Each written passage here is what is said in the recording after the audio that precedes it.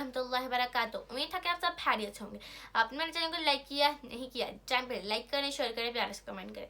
आज इस उन्वान पर बात होगी, उसका नाम है दोज़ख से रिहाई।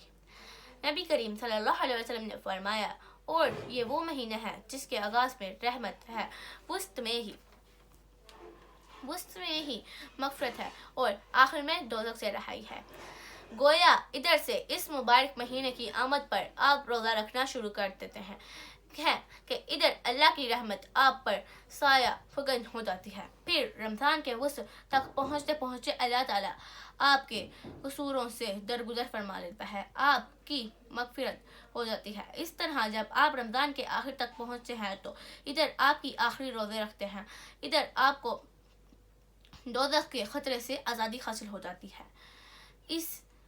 इस आज़ादी का मतलब ये नहीं है कि जब आखिरी रोज़े की वजह से आपको दोज़ख से आज़ादी हासिल हो गई तो आप अब आज़ाद हैं कि आप जो जी चाहे वो करें, पर अब आप पर कोई गिरफ्त नहीं होगी। सितम ज़रीफ़ी की इंतहा है आप लोगों पर कि बाज़ लोग रमज़ान के ख़त्म हो जाते ही वो सब पाबंदियाँ तोड़ डालते हैं जो इस मुबारक महीने में इन्होंने अपने पर आयद कर रखी थी। बस रमज़ान ख़त्म हुआ और वो ऐन ईद के दिन यानी शवाल की पहली ही तारीख को सिनेमा देखने चले जाते हैं, और फिर इसके आगे बढ़कर नाच गाने का शौक भी कर लिया जाता है। फिर कहीं बैठकर कुछ थोड़ा बहुत जुआ वगैरह भी खेल लिया जाता है।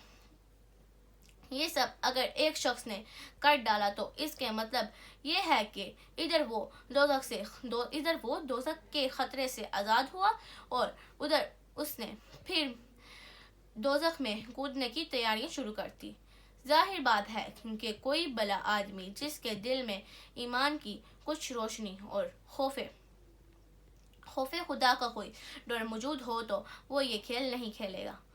अल्लाह ताला हमें नेकी की हिदायत दे, आमीन सुम्मा आमीन। जज़ाकल्लाह। उम्मीद है कि मेरा व्लॉग बहुत अच्छा लगा होगा। अगर अच्छा लगा होगा तो लाइक कीजिए, सब्सक्राइब कीजिए एंड बेल आइकन को दबाना ना भूलिएगा। तब तक के लिए मुझे याद रखिएगा। मिलते हैं अपने नेक्स्ट व्लॉग में, तब तक के लिए अल्लाह हाफिज़।